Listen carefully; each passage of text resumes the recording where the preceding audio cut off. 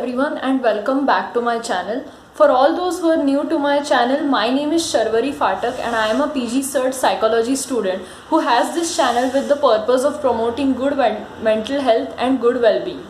For all my returning subscribers, hi everyone, and I am so glad that you are back here.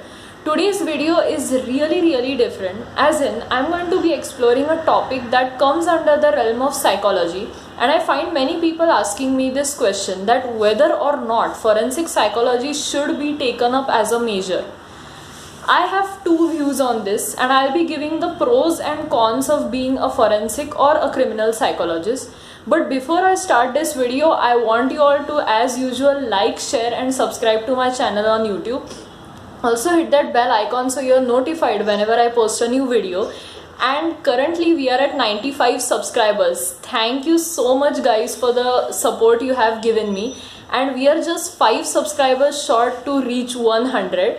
It is my plan to reach 100 subscribers in this year. So please do make that dream happen and make sure to subscribe to my channel. Also do visit my page Magical Tomorrow on Instagram. The link is in the description for easy access. So do visit. Coming back to the video, forensic psychology is a career option that many people are currently trying to maybe think about it, that whether or not they should actually do it. Now disclaimer, this video is meant for students who are psychology students and this might not be of interest to the general public. However, if you are interested in what forensic or criminal psychology is, you can continue watching this video. So to give you a head start, forensic or criminal psychology is application of psychological principles in the judicial or legal system of a country.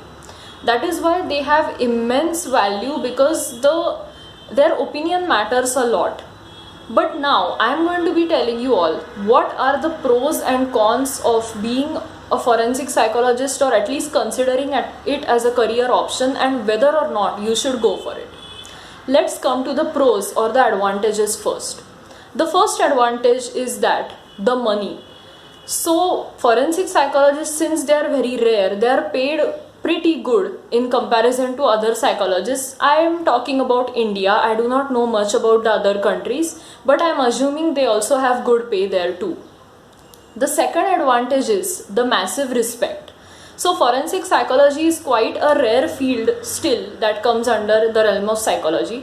You can find educational, health, clinical psychologists, but people do not tend to resort to forensic psychology as a career option. That is why, it being rare, the number of forensic psychologists are rare, which makes it one of the most respected careers. And the third advantage is that you can use your psychological knowledge in a different area. So normally clinical or health psychologists tend to use it in the medical field. Educational psychologists use their knowledge in a school setting. However, forensic psychologists get the chance to use their knowledge in the legal or the judicial system. And that is very different and challenging in my opinion. But these were the advantages. Let us look at the cons, which are the disadvantages. The first disadvantage would be long working hours. So since forensic psychologists are in high demand, they have extremely long working hours. They get calls when maybe a witness testimony is to take place, or they have to attend to a court date, and that is when they have to go. That is why if you are looking to balance your personal and professional life, I would suggest you would have quite of a problem in this case. The second disadvantage is that you tend to travel a lot.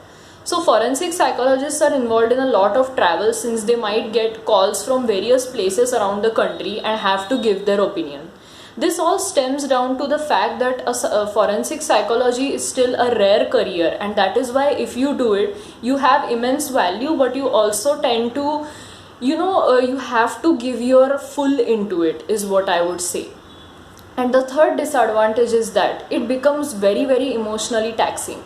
So since your job is involved in the legal setting, you tend to indulge in talking to criminals or coming across people who might have strong criminal backgrounds, working with children who have gone through abuse or trauma. That is why if you are a person who is easily emotionally overwhelmed, then I suggest don't go for forensic psychology, because it is a very challenging career option and it can take a toll on your personal mental health. So I think that is something that needs to be considered. Otherwise, these were the pros and cons of forensic psychology as a career. In India, it still does not have a lot of scope. That is why people tend to go for their education in forensic psychology to foreign countries. So if you are considering that, you might want to search for universities in India giving this particular course. I am not that updated, so won't comment on anything here. But in foreign countries, the quality of education in forensic psychology is really remarkable. That can be an option you might want to choose. That's it for this video. Today's video was all about forensic psychology, and I hope I was able to bring some insight into your thought process, especially psychology students.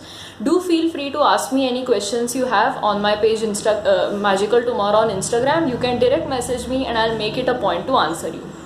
Till then, bye everybody, stay safe and have an amazing day and a great week ahead. We will meet the following Friday since I post videos every Friday.